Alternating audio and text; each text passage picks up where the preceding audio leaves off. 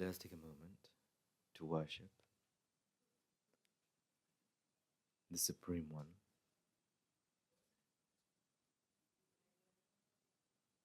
the Sublime One, the Tathagata, by putting our hands together and chanting Namaskara 3 times, all together and with me. Namo tassa bhagavato arahato samma sambuddhassa. Namo tassa bhagavato arahato samma sambuddhassa. Namo tassa bhagavato arahato samma sambuddhassa. With the permission from the Noble Triple Gem and the Mahasangha, let's begin. Something that I was thinking about just yesterday, and I want to share my thoughts with all of you.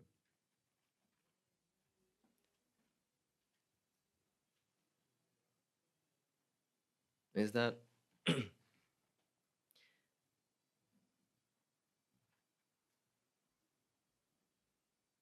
none of us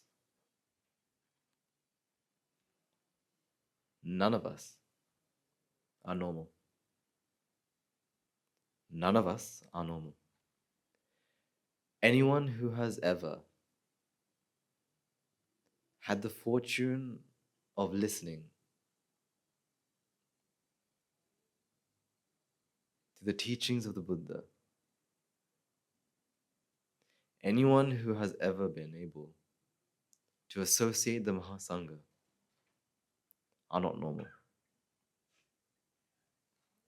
Yesterday, I was able to talk with some of our, practitioners from our retreat. And our organizer came up to me and showed me tons of photos and videos of these people who may have never have listened to a sermon before. Go into the kitchen with our fellow Sila Shravikas and as if they were part of the Sila Shravika team, did many meritorious activities. I mean, the organizer showed me a video of 3-4 of them crying. Why? Because they were peeling onions. Not just 1-2 onions, but because the monastery doesn't take 1-2 onions, do we? We have like how much, like 20-30 kilograms of onions. And without a shadow of a doubt, or without a second of a hesitation, they were helping. And the organizer was explaining how they also helped with the mellum and separating the stem from the leaf. And explain to me how carefully they did it. They'll check every leaf, check every stem. They may not know the extent of what they're doing, but what they're doing is something very special. So yesterday I explained to them that the person or the caretaker who swept at the NASA station helped a man go to the moon. You just peeling an onion or cutting a potato or stirring the pot of sao may seem like a very trivial, small thing. I mean, I just peeled an onion, you may think. But actually, what are you actually doing? You are giving. You're expending your energy to. And explain to them, although you peeled maybe 1 or 2 onions, you are able to feed how many people? Today is a Saturday. Saturday is when we have the least amount of people, right? No, this is when we have, you know, thousands of devotees, as well as, our resident monks, anagarikas, siddha shravikas, and every single person come together on Saturday. And they're able to help make that meal. And it's not any sort of meal, is it? Saturdays are a very special day for the monastery. Why is that? Saturday is the day we get to listen to Guru Hanur, where the monks, anagarikas all come together. Siddha shravikas, siddha and devotees, and every single person comes together to listen to Guru Hanur. Now, if we were to take it in terms of probability, in the hall, or hall and outside, if we say there's around 2,000 people, out of that 2,000, at least, let's say at the very least, one person understands. One person is able to understand. Let's say, now I'm not saying it's like that, probably there's more. But the lowest would be out of the 2,000, one person, right? Say that one person understands. That one person understands, and not only, understands and is able to put it in their lives, able to uproot their suffering. Chipping away at their ignorance. All thanks to what? All thanks to the meal they had. So although you may think, oh, I just peeled an onion. Not just an onion. You have paved a path to what? For someone's Nibbāna. That's why I say, anyone who has ever had the fortune of, associating the Mahasangha are not normal people. We can't be normal people. And I actually want to explain this further, because I think last Saturday, in Guru Han's sermon, Guru Han explained something which I believe every single person should know. And it's not the deep Dhamma concept.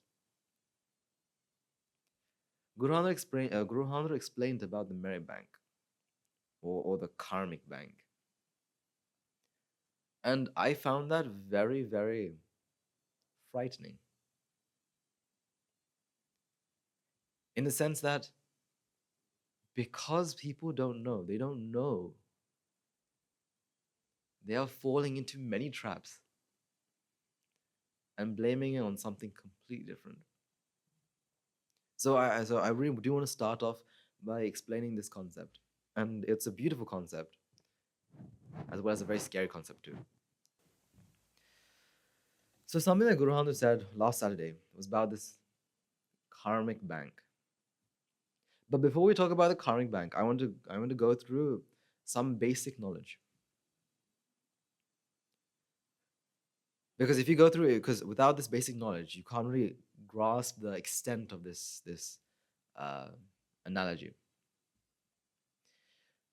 So the first thing that we have to understand is about the mind, right?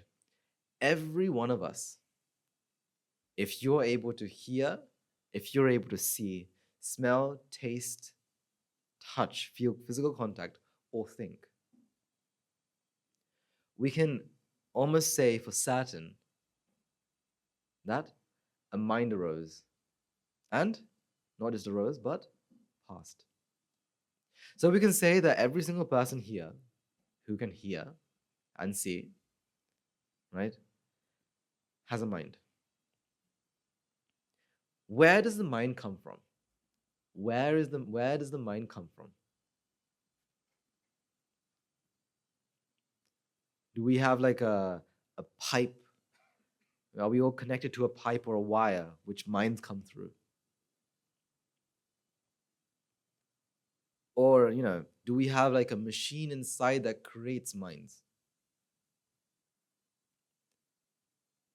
See, what we have to realize is minds are very special. Not just minds. We're talking about the nature of nature here. It's not just minds, but, minds cannot be created. Because what is a mind? mind, or as we like to say, minding energy. It's an energy. Energy cannot be created nor destroyed. It can only be what? Transferred. So, the way we draw the model of the mind is like this. What does the mind look like? It looks like this, right? Because it's very, very, very easy. Because something that we always love doing is we like making or trying to put images for things. For example, when I say, if we took a feeling, for example, the feeling of love, the mind likes putting images. So when I say love, what's the first image that comes to your head? For some of you, it'll be a heart.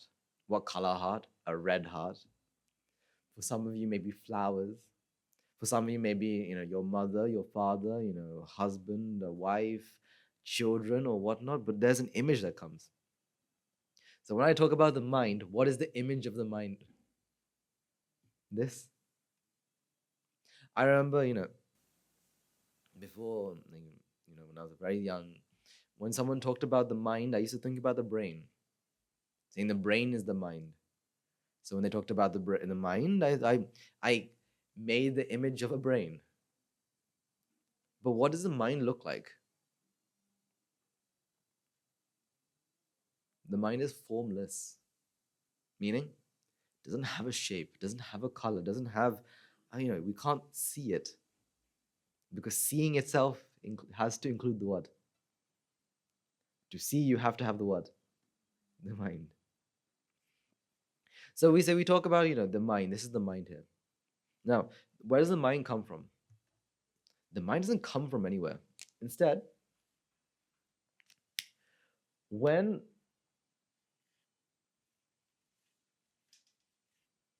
as Guru Ramdas very nicely puts it, when a karma from the karmic strand takes fruit, meaning when one of these karmas or this karmic energy from the karmic strand takes fruit, at the mind base, a mind arises. A mind arises. From where? Does it come from the mind base or from the karmic energy? Because remember, the mind is a manifestation, meaning it's not that one thing causes the other. No, it's a bunch of causes. Or another way of saying it, a body of causes coming together to give rise to a mind. Not that a mind is created. A bunch of causes or a body of causes come together for a mind to manifest. Where did it come from? It doesn't come from anywhere, it doesn't go anywhere. It arises and passes. Now, this process is the same for you and I. This process is the same for any so-called mind. So it is common amongst humans as well as animals, as well as deities, as well as pretas, yakus, every single being that we ever think about. They all have the same process. What? A mind arises, a mind passes.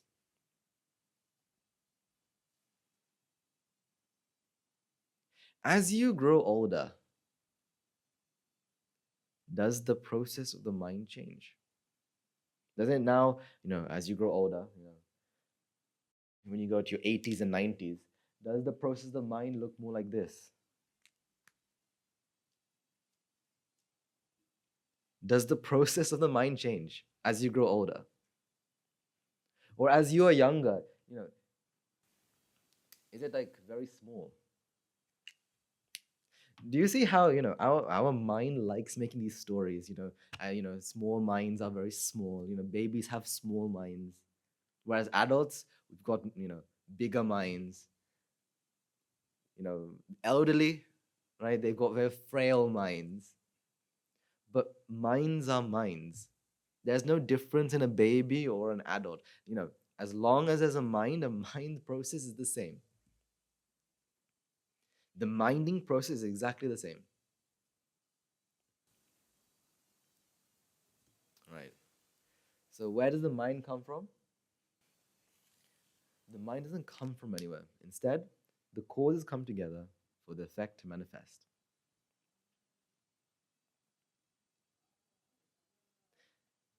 Now, this is where we talk about the karmic bank. So when we talk about this karmic strand, I like to think about it as a, see, my drawing isn't always good, but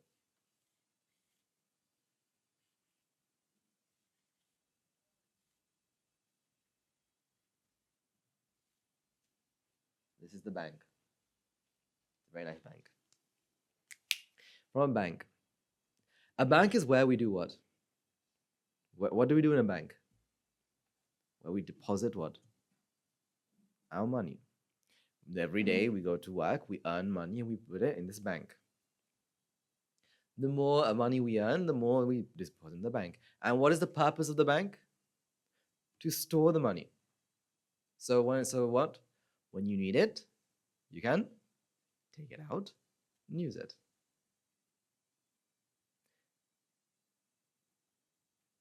Now here's the thing.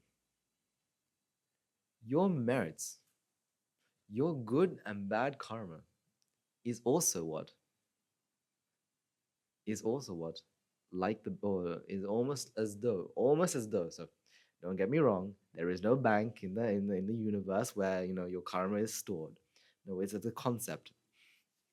It's almost as though it's stored in some sort of bank, your bank.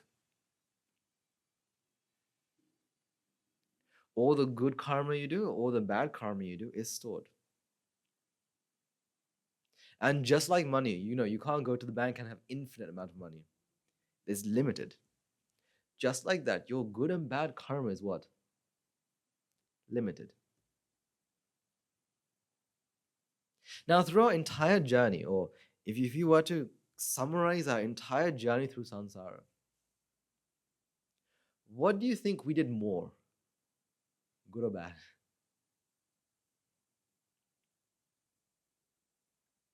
Although today I'm talking to, so-called, people who have practiced the path and now are saint-like. Before understanding the Dhamma, were you as always a saint? Because even if I was to ask you, within a day, within 24 hours, what do we do more of? Do we do lots of merits? Actually, we don't. And anyway, if you think about it, it's so much easier to do bad karma than do merits, is it not? The best example is mosquitoes. Living in Sri Lanka, we're surrounded by mosquitoes. Especially when you're outside and you hear them buzzing with your ear. They say, you can't fall asleep with a mosquito in the room. Because every time it buzzes by your ear, you feel very agitated. So what is the wholesome thing to do? What is the good or wholesome thing to do? Just to sweep them away. Maybe set them outside slowly. Is it easy? Say, when a mosquito comes by or a fly goes by, it's very easy to, you'll sweep it away. But the mosquito doesn't take the message. What does the mosquito do? It flies back. And then you have to keep on doing it, right? I remember, I can't remember where it was, but somewhere in the monastery, one of our anagarikas was doing something. And all I can see is the anagarika doing I kid you not, every 2 seconds is what?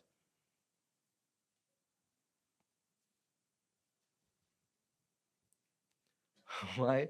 Because a bunch of mosquitoes are flying around and, he doesn't want to get bitten. So, I'm not saying just him. There's very many others who will do the same. What's easier, doing this or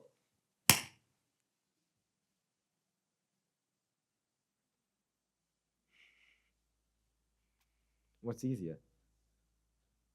I mean, how much easier is just to go one time? That's it.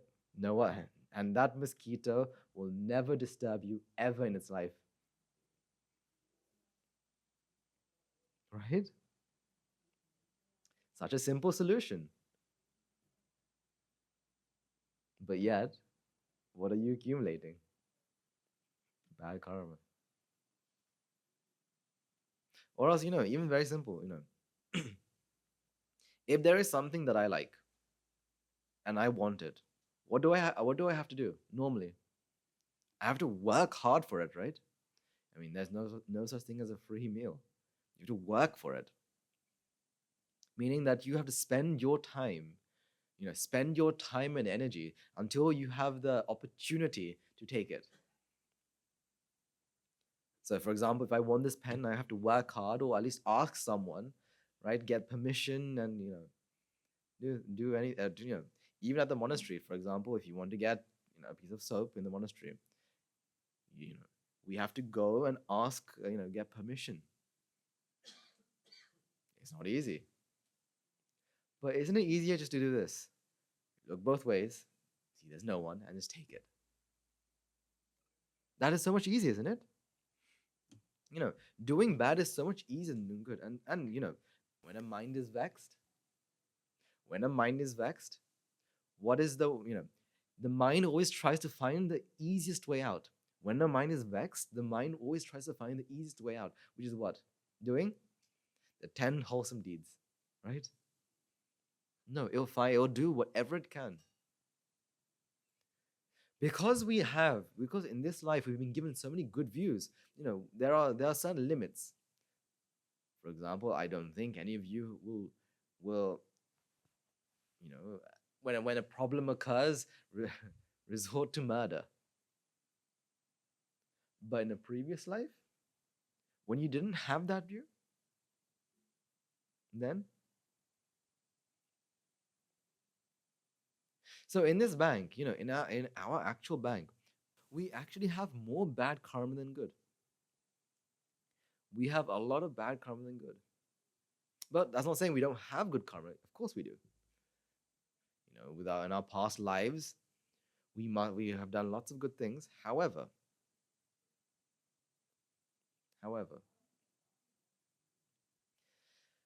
Guru Hamdar explained, when you're born as a human, it's almost as though you take a magnet and you place it near your karmic strand. Doing what? Attracting all the good karma. Because for you to be alive as a human, what are you expending? Your good karma. Every moment you're alive, just being alive itself requires what? Good karma. Which means being alive, every moment that you're alive, every mind that arises is expending what? Your good karma.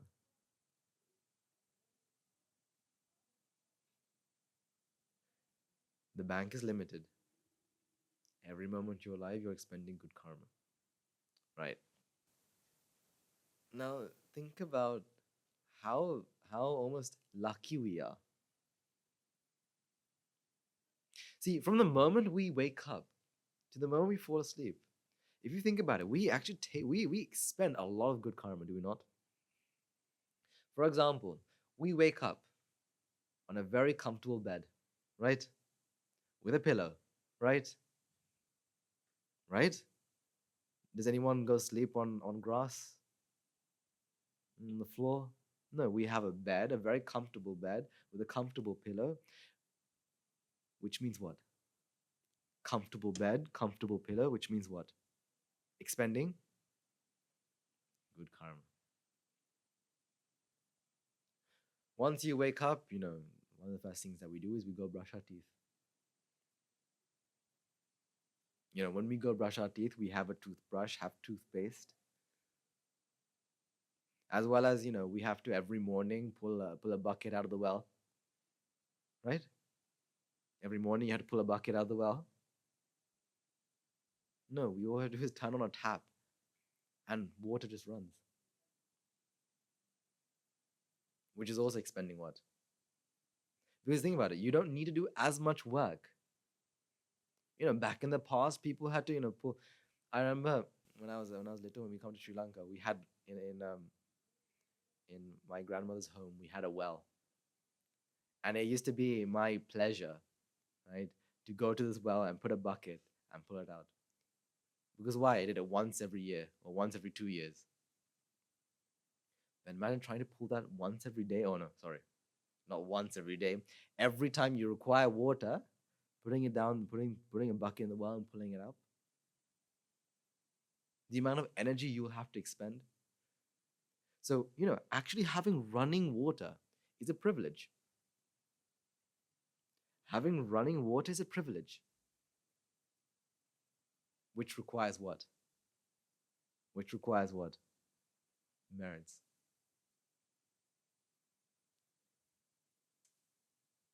Our every moment we are alive, we are depleting what? Our good merits, our good karma. That bank, the amount of money that we had in that bank is slowly depleting. Slowly is what? Comparatively is slowly.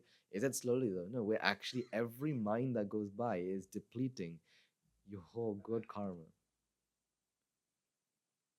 If you think about it, right?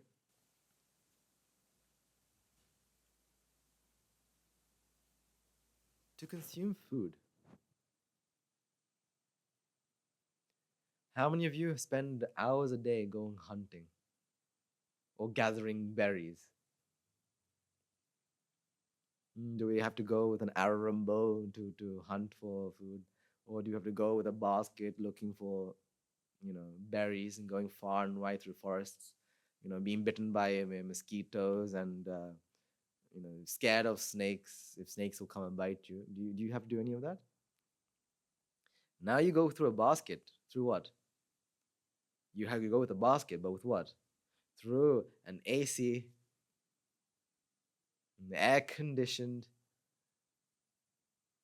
stored with lots of light, clean paths. No, no need to pick. The berries are in boxes. All prepared for who? You. Also expending what? Also expending what? Your merits. See, you travel from A to B. Do you have to walk? Do you walk to A? Do you walk from place to place? No, if it's too far, what do? You either drive, or if you can't drive and you want to go from place to place, what do? You call an Uber or a Pick Me or whatever you use, and a car comes to you. You get in the car and the car gets driven to that place. And which is expending what? Your merits. If you think about it, every single moment, and even worse is, I mean, it's amazing. Our world is developing very quickly. We're advancing in many fields exponentially. And I was talking to some school children the other day, and something that I told them is, your parents, when they had something to research, where did they have to go? They had to go all the way to the library, take out books, paper books, read end to end,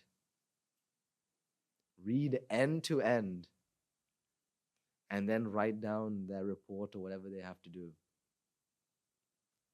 Nowadays, what do you have to do? Chat GPT. Can you tell me, or can you tell me about this? No.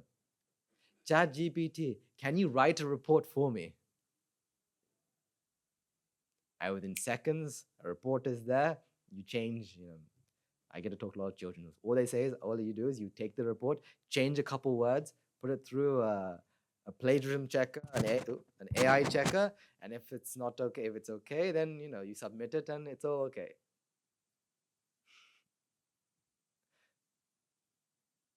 But back then, even after we had the library, then we had books but online. websites. Still, you have to read a website end to end. So even then, you're using what? As we develop, as we advance as humans in so many different fields, at the end, we're using what? So as we are advancing, we're using more and more merits. So as life becomes easier and easier, because that easiness comes from where? Merits. We are depleting the bank of merits that you have, your merits account. Now, ladies and gentlemen, when you go shopping and you buy something and you see your account is depleting, what is the first thing that comes to your mind? How can I gain? So what do? You start to save. You start to work harder, do OT, go overtime, to earn enough money to put more money in the bank so you're safe. So you can keep money so you can use it in the future. However, when it comes to the merit bank, we don't know how much merit we have, but we're expending it.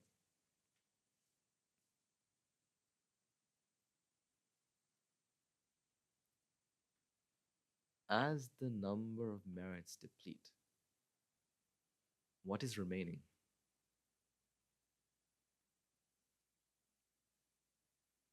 As the number of merits or the good karma depletes, what is still there? The demerits or the bad karma that you've had, that you have. I think something that was very interesting was something that Guru said was something that Guru Deva said was, what is the cause of cancer? You ask different people will say differently. They'll say, certain food is cancerous. Certain materials are cancerous. Smoking is cancerous. Drinking is cancerous. Exposure to UV light is cancerous. However, those aren't the causes of cancer. What are those? Those are the environment. What is the cause of cancer then? Your bad karma. Your demerits. If you have the karma, and if the environment is right, the vipaka will take fruit. The vipaka will take fruit. Because not everyone. So they say smoking kills. But in everyone's lives, we all know a person who smokes, but's not dead yet. Who smokes but doesn't have cancer yet. Not that they don't have cancer, is that the karma hasn't taken fruit yet.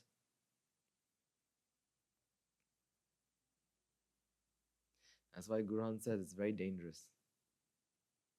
As our merits deplete in the future, you'll see the effect of our bad karma. Of bad karma. He says, give it another couple years.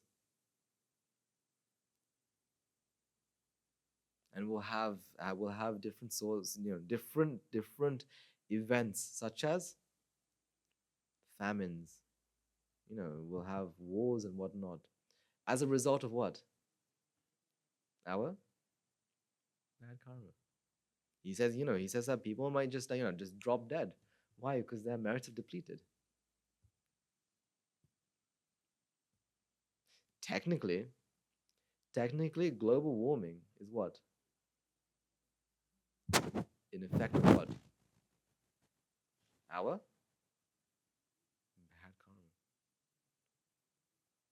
So, ladies and gentlemen, just like you think about money, think about your merits. Just like you think about money, think about your merits.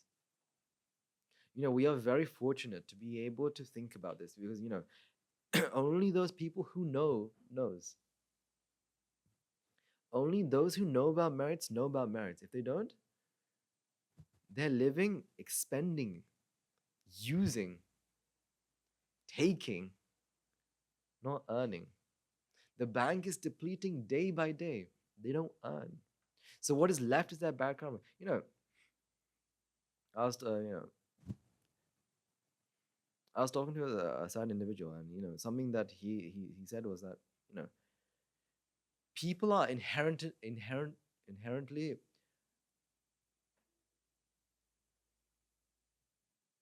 people are inherently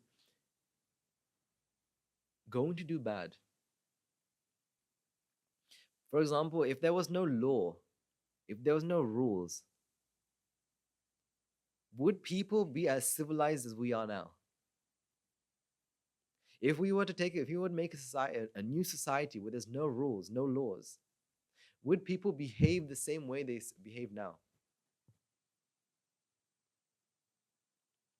Unfortunately, no.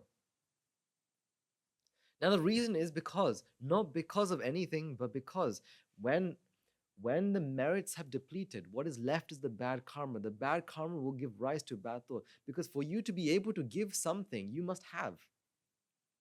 See, this is the irony here. To be able to do good karma, what do you need? To be able to do good karma, what do you need first? Merits. Good karma gives rise to what? Good karma. So this is why this feedback is very dangerous. This is why this feedback is very dangerous, because you need good karma to do good karma. Bad karma gives rise to what? Just bad karma.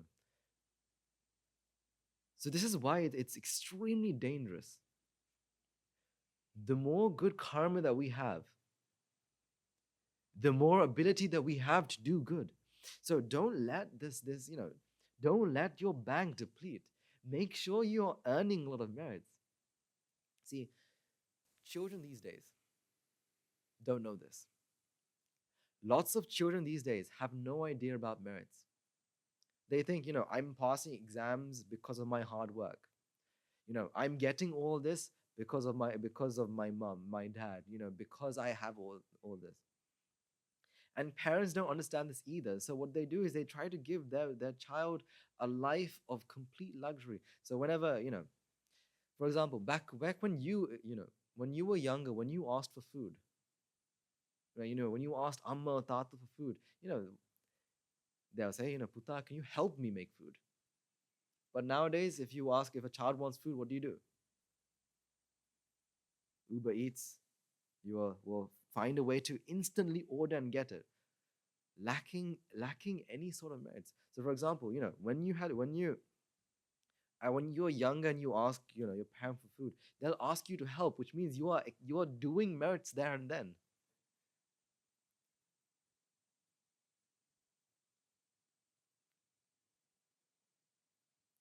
That's why in the past, before we did exams, our parents would make us take us to a temple and make us worship the Buddha. Why? Because they understood what?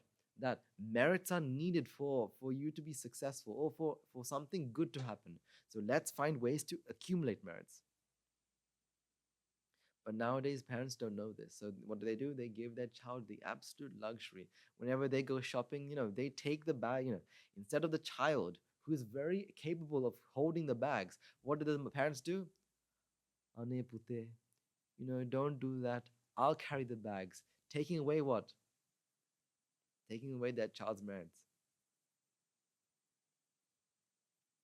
This is why, ladies and gentlemen, this is very dangerous. If you don't understand the concept of what you give is what you get, this is very dangerous. Because you need merits. For you to be alive, you need merits. For you to think, you need merits. For you to be able to listen to the Buddha's teachings, you need merits. Listening to sermons is one of the most, you can say, the most advantageous things. Because listening to sermons requires what? Merits. But the act of listening is also what? Is also meritorious. But let's say you have your merits give you the chance to go listen to Guru Tera's sermons, but you go there and you're not listening. You go there and instead you find that you're talking to the person next to you, or you'll find that you're very distracted. Now you're using merits. Don't forget, listening to the teachings of the Buddha, finding or understanding the truth to get yourself out of samsara is what? Depleting the most amount of merits.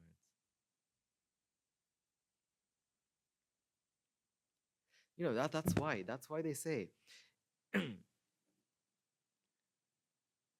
practicing the path is also what? One of the biggest merits that you can do is what?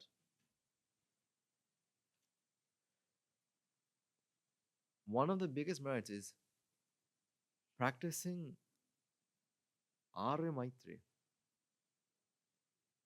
or noble metta for the time it takes you to smell a flower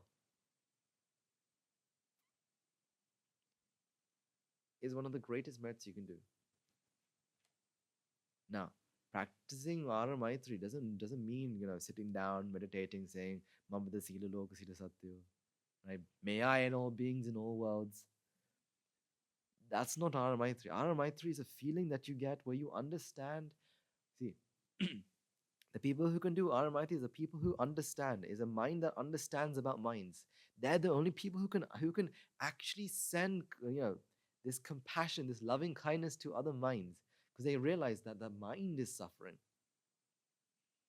Or else, if we don't understand that, then it's not Arya Maitri, it's just Maitri, meaning may my family be happy, may my people be happy, may my enemies, may they have a horrible life. That's not compassion, is it? So Arya Maitri is not about meditation. Arya Maitri is a mindset. See, you can do so much with metta. You can talk with metta, can you not? Can't you walk with metta? Can't you help someone with metta? But more meritorious than practicing noble metta is practicing anicca, dukkha, anatta. For how long? For a lightning strike. For as long as one lightning strike. We've all been through storms, right? We've all seen lightning. How long does a lightning take to strike?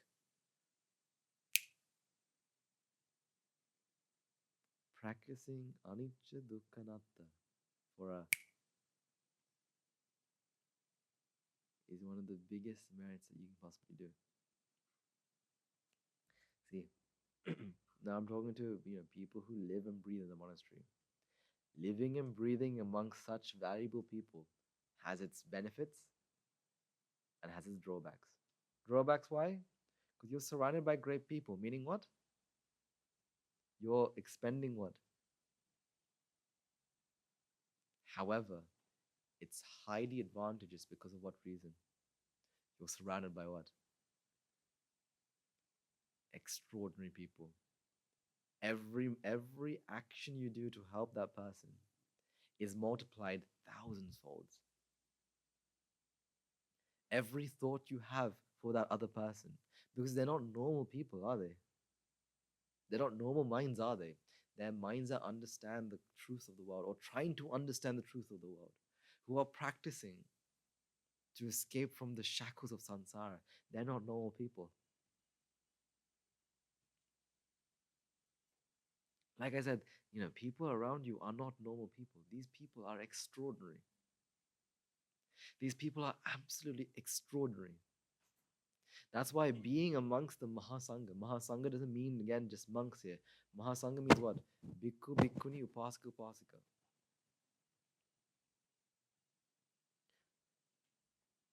Bhikkhu, bhikkhuni, upasaka, upasika. Or else, actually, if you think about it, Mahasangha includes anyone who ever had the thought, what? Buddhang saranang gacchami. Meaning what? I take refuge in the Buddha. They are part of this Mahasangha because why? Their lives have changed to become what? They are changing their lives to, they're honing into one thing and one thing only. What? Nibbāna. So they are extremely meritorious. That's why, you are surrounded. So that's why being at the monastery has its benefits and drawbacks. Benefits, because you're surrounded by great people. Therefore, you can help, That's why, something that Amanda Sanai always says is what? Picking up a piece of rubbish off the floor. Trust me when I say this. Trust me when I say this. To this very day, whenever he goes by, whenever he walks down a path, and our monks, anagarikas, and even anagarikas can confirm this. If he ever sees a bit of paper, a bit of rubbish on the floor, he'll pick it up. He'll pick it up. He'll pick it up, and usually if I'm there, I'll be running behind him and asking for him to put into the bin, but he'll pick it up. Because he says what? I am cleaning the place where the Mahasangha, where all of us come together to practice the path to attain Nibbāna.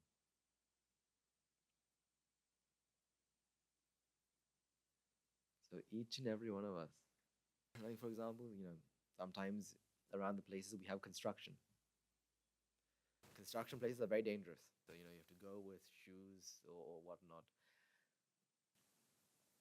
But sometimes outside construction zones, sometimes, you can find nails on the floor.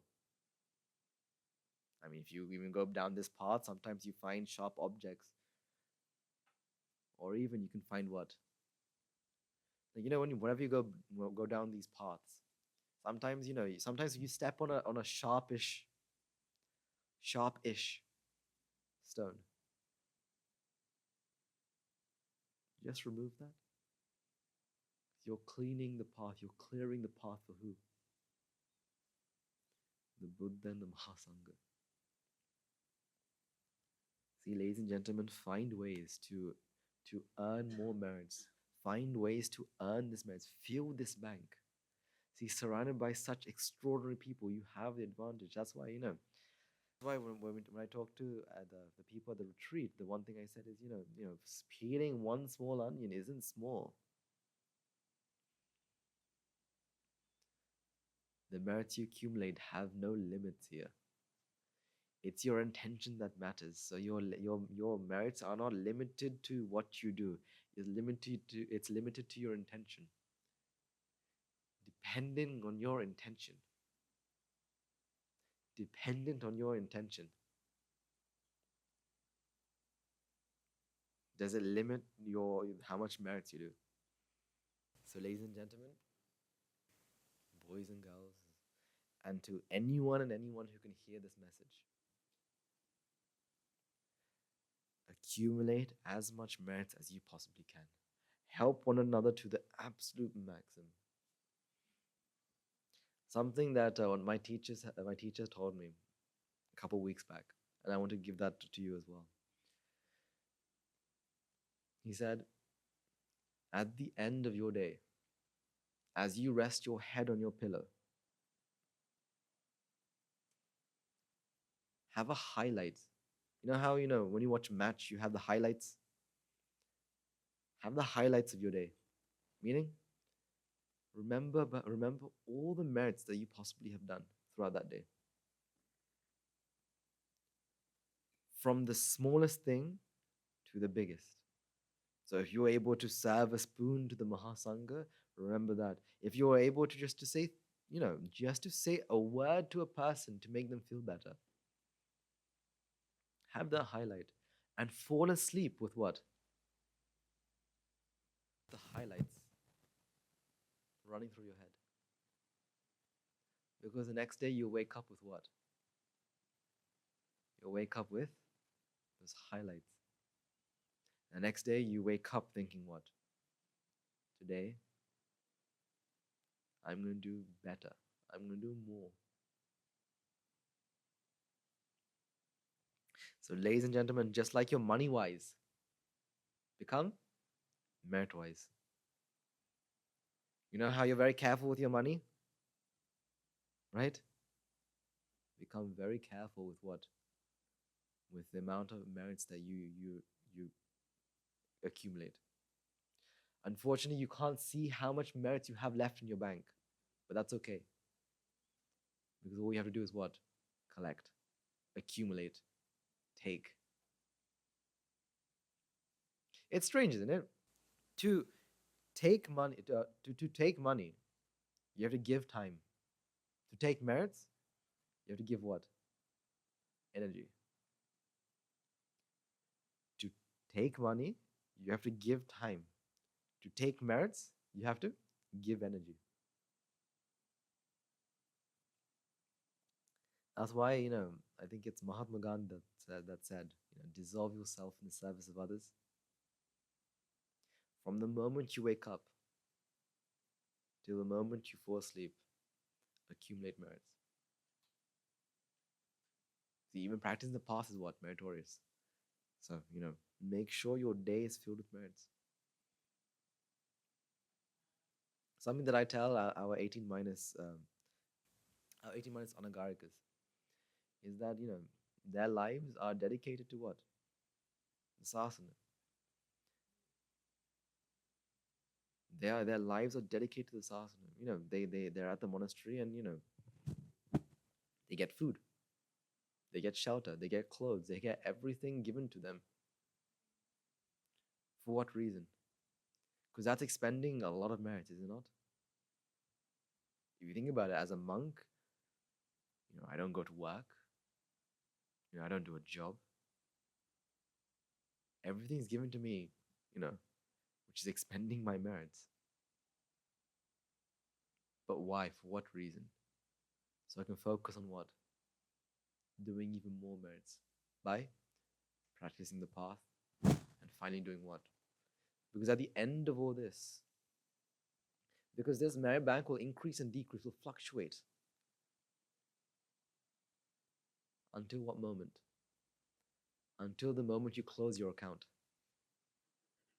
Until the moment you close your account. How do you close your account? By becoming an arahant. By attaining the supreme bliss of Nibbāna, you close your account. Money's still there, money doesn't go in. And when the body no longer can facilitate the mind, the account is closed, the merits disperse back into its pure form. So like I said, anyone who can hear this message, everyone who can hear this, fuel your merit banks. Or don't. And you'll see the consequence. That's why Guru Nanak says, just wait another 4 more years. 4. He gives a number. 4. And you'll see the difference the bottom is going to make. So, spread the message to the people you know. Help tell them the value of doing merits.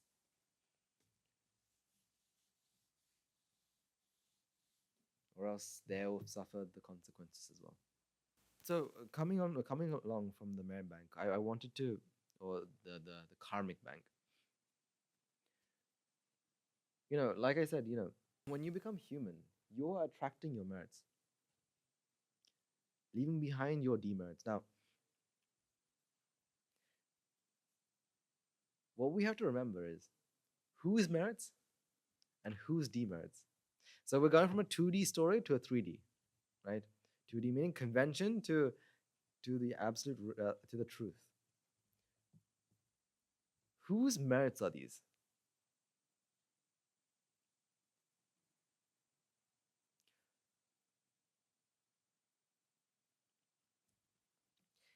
Something that a lot of people have asked me is that, well, they say that there is no one, right? There's jati, there's a sense of self, there is no me. However, whatever action I do comes back to me. That's not fair. Again, they say that there's no me, there's no I, it's just a sense of self. But whatever I do comes back to me. That's not fair. I remember I used to have the same question. I used to have this question. Well, currently I'm suffering because of bad karma that I've done in the past. But I didn't know. In the past life, was that me? No. That wasn't me. That might have been me, but not really me now. But I'm suffering because something I've done in the past. Or, if I, in the future, if I'm born in the four great hells, I'm suffering because of something that I did in my past life. That's not fair. Because I wouldn't know. So when we talk about karma and vipaka, what we're talking about is this. We like to think about how the karma comes back to me. How the vipaka comes back to who? Me. Whatever I do comes back to me. But let's find out what's really happening. Let's find out what's really happening.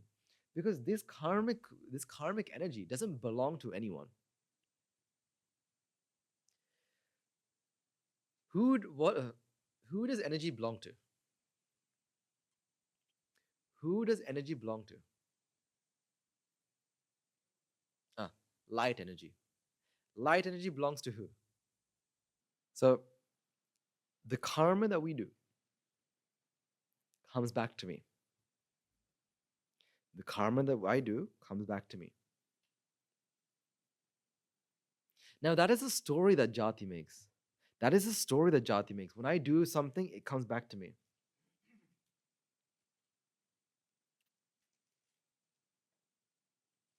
But what really happens?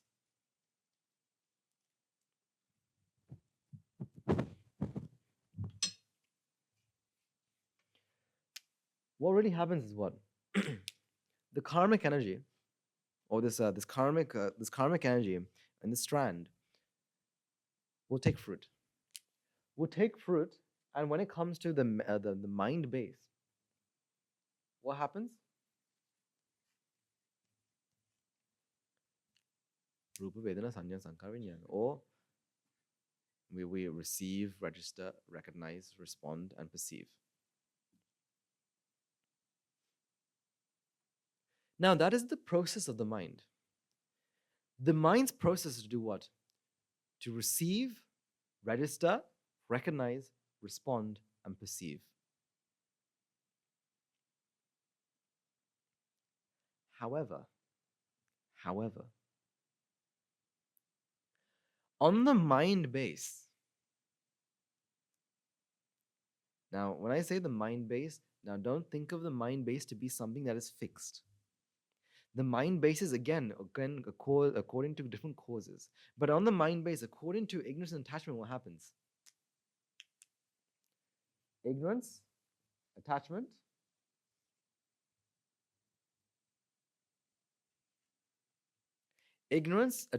gives rise to what?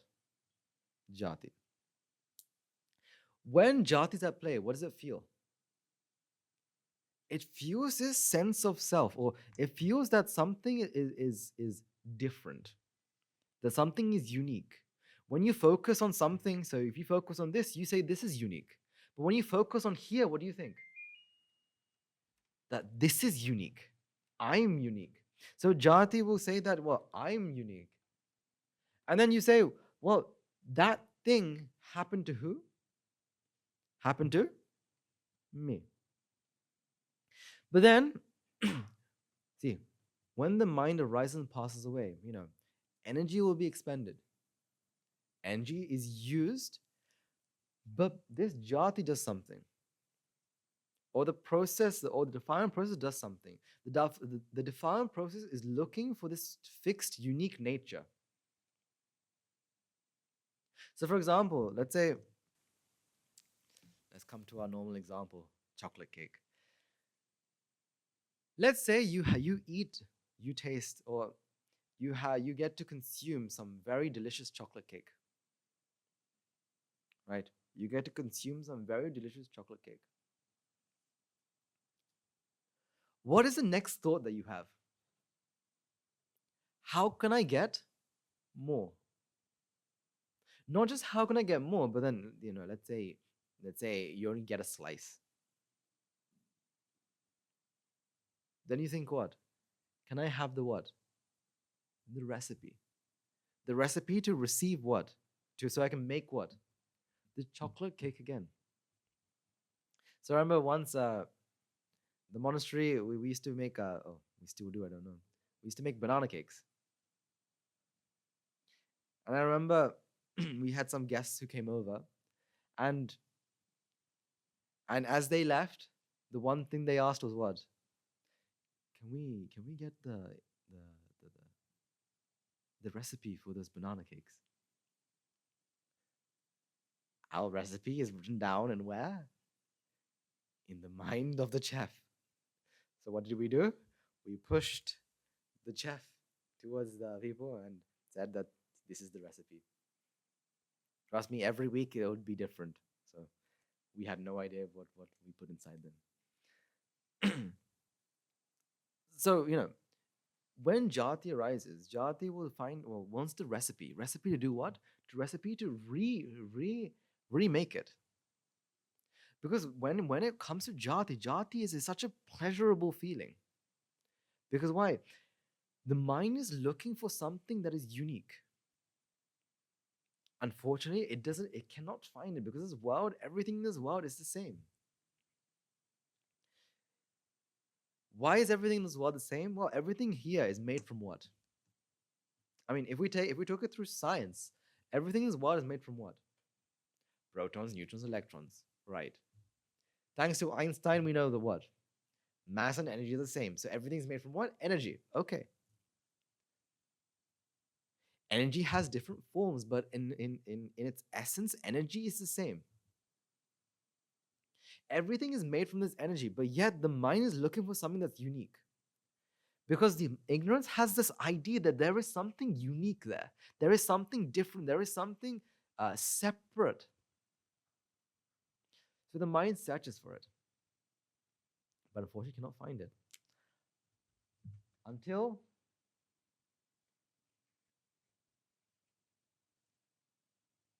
it comes to what? Until it comes to insanity mode, or in other words, abhisankara. Abhisankara creates this feeling that something is unique. Again, abhisankara creates a feeling. What is it that ignorance wants? A feeling. Ignorance doesn't want a feeling. Ignorance wants something that is separate. But abhisankara creates what? A feeling. A feeling that's something that a feeling. It's almost as though you're going to a shop to buy some rice. You're going to a shop to buy some rice. Right? Because we need rice to eat. So, you go to the shop and you ask for rice. You go to the shopkeeper and the shopkeeper says, sorry, we've run out. So instead of rice, here, I have a picture of some rice. You take the picture home, thinking that you brought back what? I mean, technically, you brought back what? You go to the shop looking for rice. The shopkeeper says, we don't have rice, we have a picture of rice. You come back home holding what? Rice. Technically, yes, right? But is that what you're searching for? For example, you want rice because you're hungry. Can you eat that photo, that picture? The next time you go shopping, right, if it's something you're looking for is not there, just take a photo. You'll be happy then. You're taking back that, right? It's almost as though you are asking for rice, but the shopkeeper gives what? a picture. At that moment, you feel as though you got what I wanted. However, is it exactly what you wanted? You got a feeling.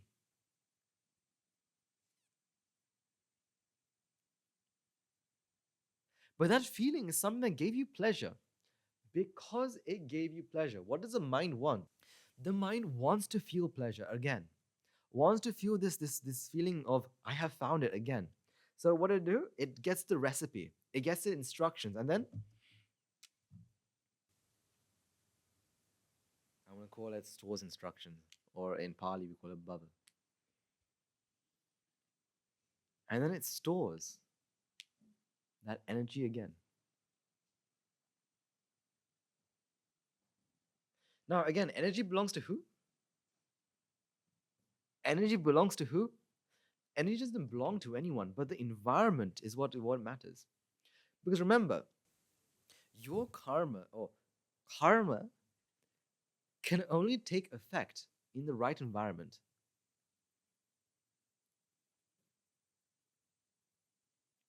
Again, karma can only take effect in the right environment.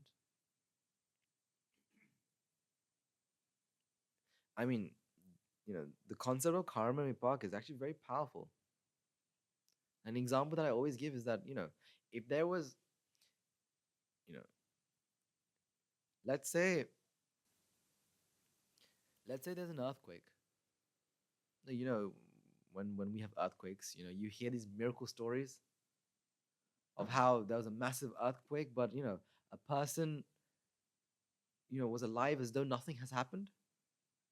So I remember back, very far back, when there used to be, and there was a devastating earthquake, if I remember correctly, in Haiti. And I remember reading a story long ago about, they found a baby under some rubble who was unharmed, unscratched. Technically, the baby was just crying because, it was hungry. But the baby looks very fed. Now, why? What? So you can always say, well, whereas the parents and the family was all crushed, the baby wasn't. Why? Because the baby didn't have the vipaka, or that mind did not have the vipaka to what? Feel physical pain at that moment. However, it also had the vipaka for what? Losing,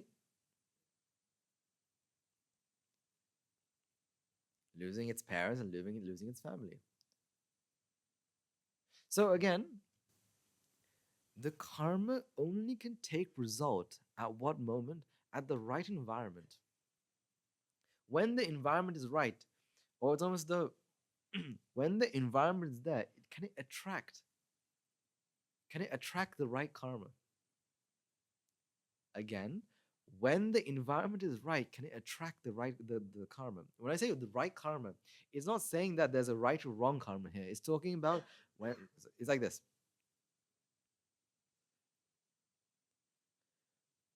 When the environment is there, a karma would take fruit.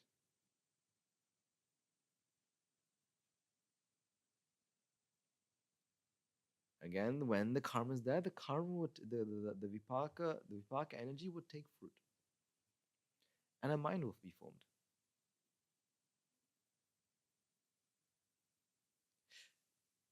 The question is, whose mind? Whose karma? Whose mind? Does karma and the mind have? Does karma and the mind have a belonging? Does it belong to anyone?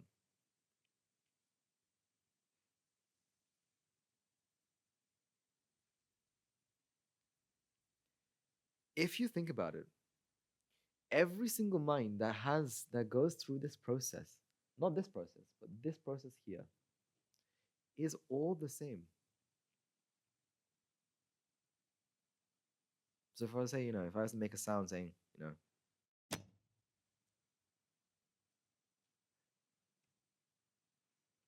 this process happens. That process is exactly the same for every mind here.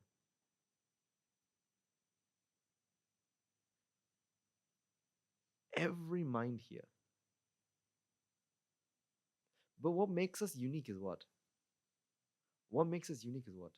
What makes us different is what? The defilement process. When the defilement process runs, now we get, now we have a difference here. A difference in almost temperament. A difference in temperament according to ignorance and attachment.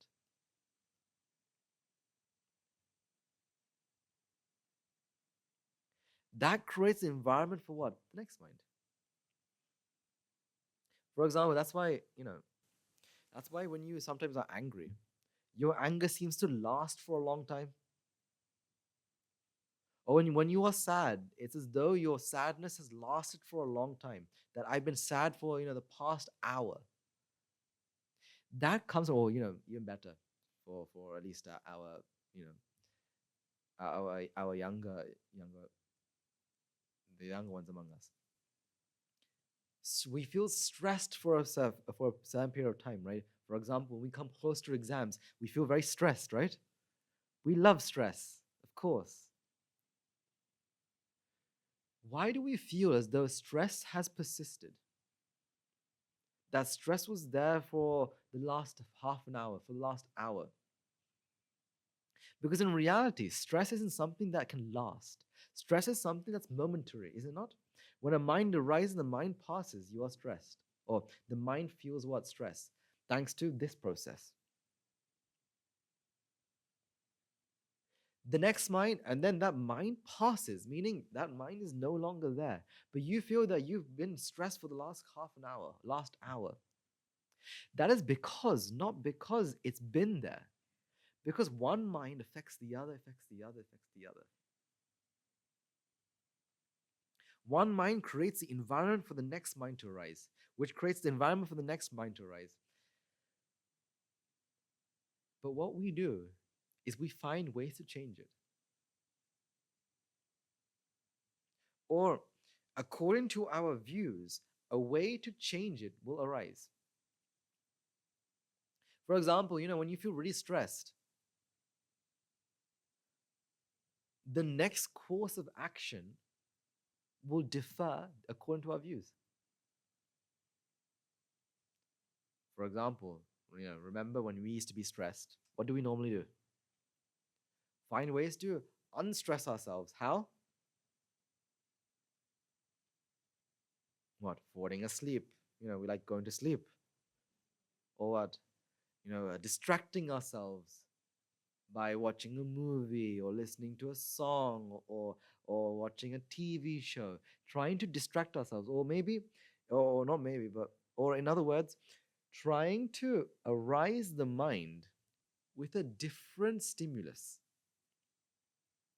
Trying to arise the mind with a different stimulus, not the same stimulus.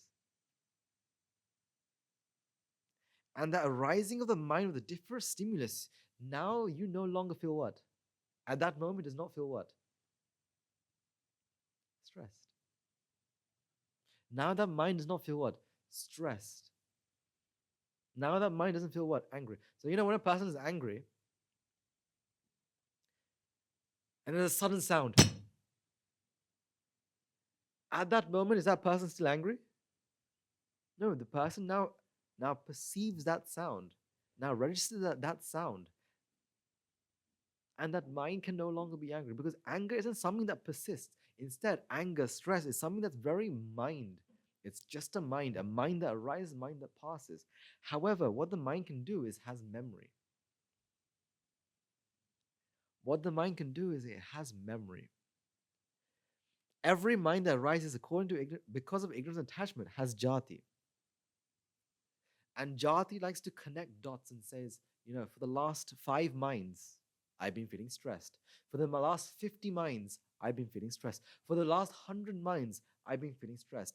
But actually, that feeling of stress comes from what moment? From that singular mind. When you're remembering something in the past, are you actually remembering something of the past, or are you remembering something of the past at this moment? So when I talk about yesterday, are you actually going to yesterday, or are you pulling a memory at this moment about yesterday? You're pulling a memory. But because of jati, you feel what? You feel what? I am remembering something that had happened yesterday. Or this is what has happened yesterday. You are now living in yesterday. But really, it's what? At this moment. You see, this mind process happens at this very moment.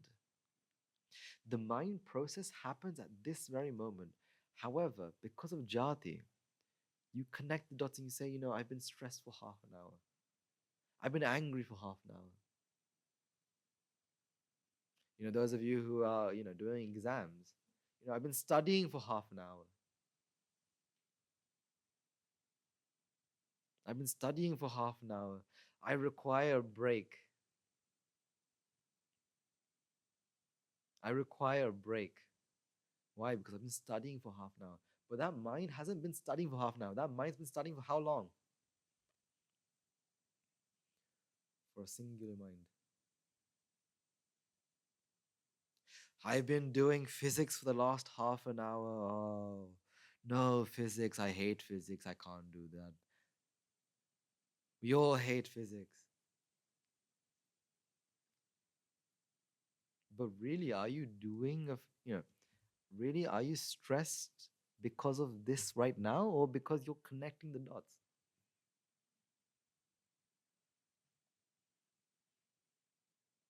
Because, ladies and gentlemen, I'm talking to minds. There are no people here. History is stored in your own mind. History is not stored in objects. This object doesn't have a history. History is stored in the mind. So when you feel stressed, you are feeling stressed not because of you feeling stressed, because of something. It's because your mind feels that I have been here for the last half an hour and I can't solve this one sum, and therefore I'm going to fail my exams.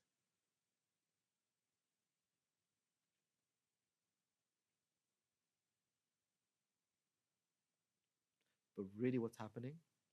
A mind arises, the mind passes. Done. The next mind arises, next mind passes. Done.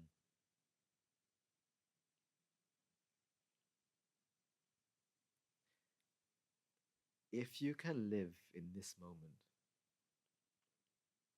if you can start to live in this moment, your life is so much more free. Your life is so much more free.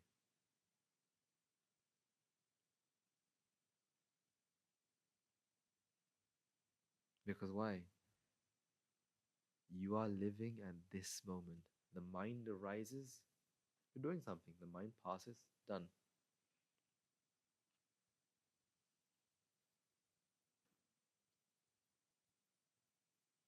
What is the potential of a mind? What is the maximum potential of the mind? What is the maximum potential of a mind? Where is the maximum your mind can go to? The maximum your mind can go, or a maximum a mind can go to, is Buddhahood.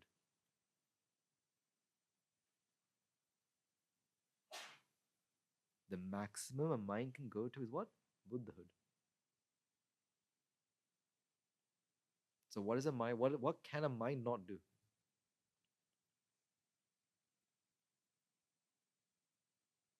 But thanks to Jati, you think what? Me. I. I can do this, I can't do that. I am this, I am that. But really, the mind has no limits, limitless. That's why if you can live in this moment, you're able to live and breathe in this limitless nature. Because all you have is this very moment. That's all there is. See, right now, are you seeing me? Right now, you can all see me? Right now, can you all see me? No, you can't. A mind arises, a mind passes. You're seeing a mind. Right now, you're seeing this drawing, right? I have on the board, right? Can you all see it? Okay, I'm going to draw an amazing drawing, okay? This is like the Mona Lisa sort of drawing.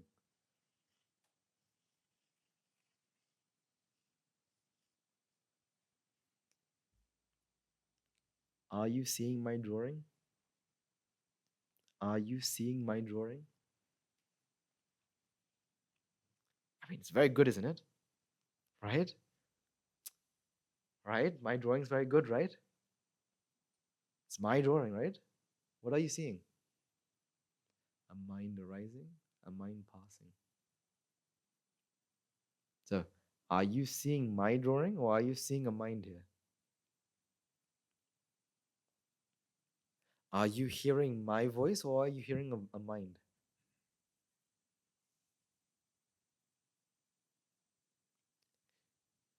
See my drawing?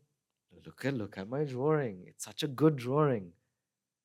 I need you to confirm that. It's a good drawing, isn't it?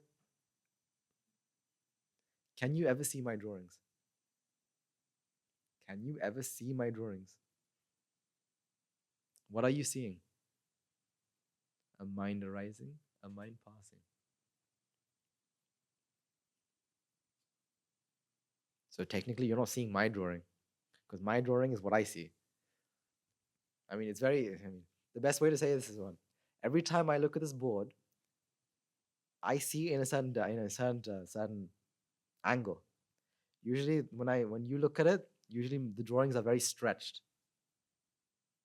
Why? Because my drawing is what I can see. What are you seeing? My drawing. You're seeing a mind arise, a mind passing.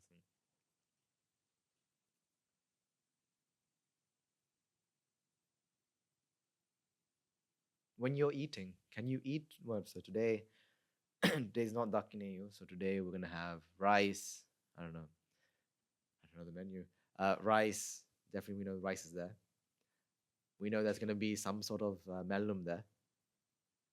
Others, I don't know. When I say rice and mellum, are you going to eat rice and mellum? Rice and salad or whatnot? Can you eat rice and mellum? A mind arises and a mind passes. Can you read a book? Let's all read a book together. Can you read a book? What are you actually doing? You're reading what? You're doing what? A mind arising and a mind passing. Try to come to that understanding of a mind arising and a mind passing. So the beauty of this flower, what's this? Can you all see flowers? See, our decoration team came together all last night, put these amazing flowers in front of me. Very nice, isn't it? Very beautiful, isn't it? What are you seeing? You're seeing their hard work, right? Right? You are seeing a mind arising and a mind passing. Understand it like that. Because now you no longer have this need to see the flowers and see the beauty of flowers. You no longer need to see. Because why? You realize that this is what? A mind. This is what? A mind. What's better? A mind seeing flowers or a mind seeing a pen? What's better? A mind is a mind is a mind. There's no difference in mind.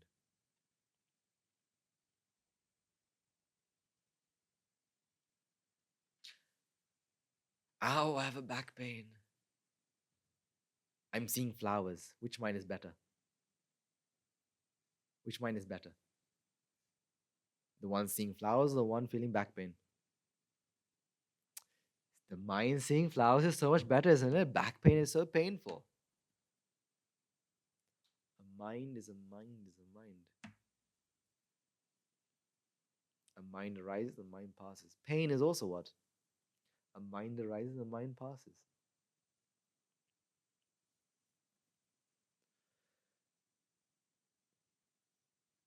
See the world as this. See the world as this. And you no longer have this great desire to go see the world, because what are you seeing? A mind arising and a mind passing.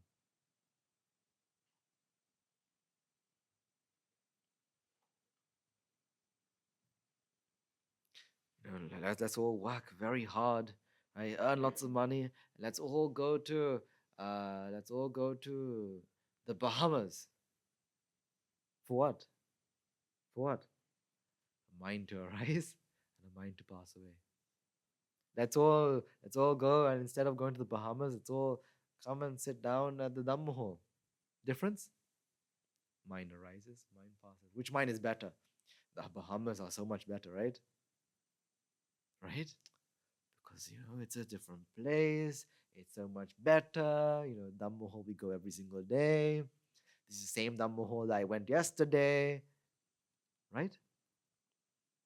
Wrong. A mind arises, a mind passes. Ladies and gentlemen,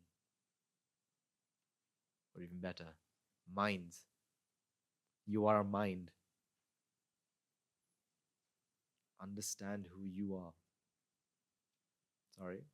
Understand what you are.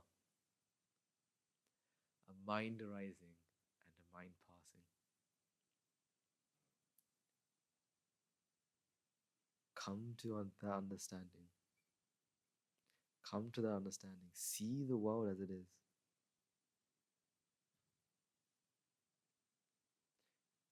And the world becomes such a better place. Because what is the world? A mind rising and a mind passing. Right.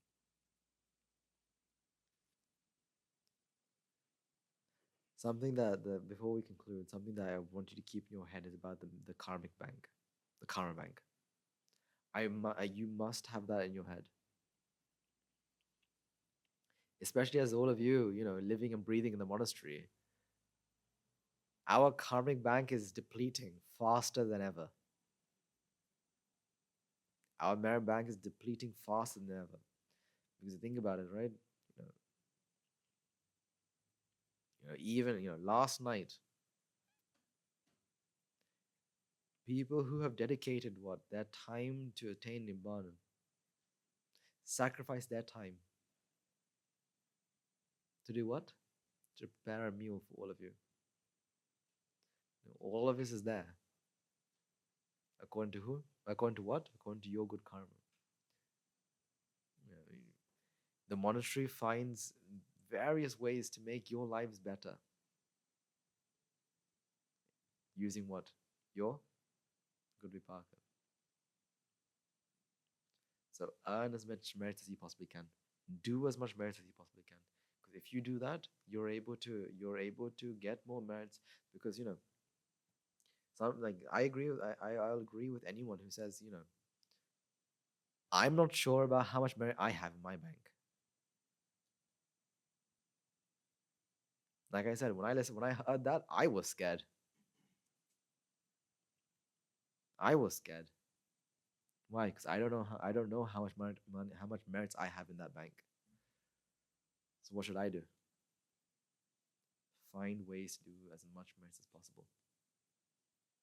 That's my duty. That should be your duty too. Right. Let's take a few moments to conclude our sermon by transfer merits. Let's take a moment to transfer the merits we acquired by making offerings to the infinite virtues of the Noble Triple Gem, chanting Pirit, listening Dharma, and engaging in various meritorious deeds today, So first and foremost, let's remind ourselves how incredibly fortunate we are to be in receipt of Buddhist teachings. And with immense gratitude, let's transfer the message to Bhikshu, Bhikkhunis, Upasakas, Upasikas, who since time immemorial have protected and preserved the sublime teaching of the Buddha and passed it down to a generation of the noble lineage in the form of the Tripitaka, which is thankfully available to us today to study, to understand, to comprehend Dhamma. Let's also take a moment to transfer merits we all acquired to all the members of the Mahasangha present throughout the world, including all of the chief pillars of all chapters, who have dedicated their lives to the noble path and committed themselves to the betterment of all sentient beings. Let's not forget among them will be the monks and nuns residing in local temples and nunneries, who have always been by your side through thick and thin, come rain or shine. Let's also take moment to transfer merits to Guru Sandanse, as well as other monks resident at the monastery, as well as the Anagarikas attached to the monastery. Let's also take a moment to transfer merits and special gratitude to those who made great efforts to spread the teaching of the Buddha, be there by transliterating Samish, sharing them with others, inviting others to join them. May by the power of the merits, if any of them have been born in the willful planes, may they redeem themselves and be born in the blissful plane. May by the power of the merits, may they abstain from unmeritorious deeds, fulfill the meritorious deeds, fulfill the noble eightfold path, and attain supreme bliss of Nibbāna. Sadhu, sadhu, sadhu. Let's also take moment to transmit required to our devotees, friends of the monastery, who, for sake of merits, continue to sustain the Mahasangha. This includes every one of you who have contributed to the construction of the monastery, to those of you who provide the Mahasangha with shelter, alms, robes, medicines, as well as those who pass in their no-hacks and their well wishes. May the power of these merits, may they abstain from meritorious deeds, fulfill the meritorious deeds, fulfill the noble eightfold path, and attain supreme bliss of Nibbāna. Sadhu, sadhu, sadhu. Let's also take a moment to transfer merits to our mothers, fathers, husbands and wives, brothers, sisters, sons, daughters, grandparents, uncles, aunts, cousins, nephews, and nieces, our elders, friends and acquaintances, employees, to all that have helped us, supported us, assisted us in any shape or form. By the power of these merits, may they be healed of any physical or mental ailments. May they overcome any obstacles in their spiritual progress. May they abstain from unmeritorious deeds, fulfill the meritorious deeds, fulfill the noble eightfold path, and attain supreme bliss of Nibbāna. Sadhu, sadhu, sadhu. Let's also take a moment to transfer our merits to the Devas, Brahmins, spirits, demons, primarily the Sakadevas, numerous gods and deities, who have committed to protect and fulfill the Sambuddha Sasana. Let's not forget among them will be our garden deities, who keep a watchful eye over us and keep us out of harm's way. May the power of the merits, may they prosper in divine power and wisdom. May they abstain from meritorious deeds, fulfill the meritorious deeds, fulfill the noble eightfold path, and attain supreme bliss of Nibbāna. Sadhu, sadhu, sadhu. Let's also take a moment to transfer merits to our ancestors who have predeceased us, to all that have been friends and family to us in this long journey in samsara. Let's also take a moment to transfer merits to all those who've helped us, supported us, assisted us in shape or form. As well as take a moment to transfer merits to the members of the armed forces as well as the police force who have sacrificed their lives to protect the peace and harmony of our nation. May all who have lost life in the war with the friend or foe rejoice in the merits required today. Let's also take a moment to transfer merits to all the members of the Let's also take a moment to transfer merits to all those lost lives in natural calamities such as tsunamis, earthquakes, landslide, pandemics, reminding ourselves among them will be those who have been friends and family to us in long journeys and sorrow. May the power of the merits, if any of them be born in the wealth plains, may they redeem themselves and be born in the blissed plane. May by the power of the merits, may they abstain from meritorious deeds, fulfill the meritorious deeds, fulfill the noble eightfold path, and attain supreme bliss of Nibbāna. Sadhu, sadhu, sadhu. And finally, let's all resolve, may the power and the blessing of all the merits required for the day, we've been witness the event of many hundreds of thousands of Arhat Mahin Nuances in this blessed land. And finally, may the power of all the merits acquired through the day, may you and I and everyone who made this program a success become an Arhat Nuanse or Arhat Mahin Nuanse in very life in the era of the Gautama Supreme Buddha itself. Sadhu, sadhu, sadhu.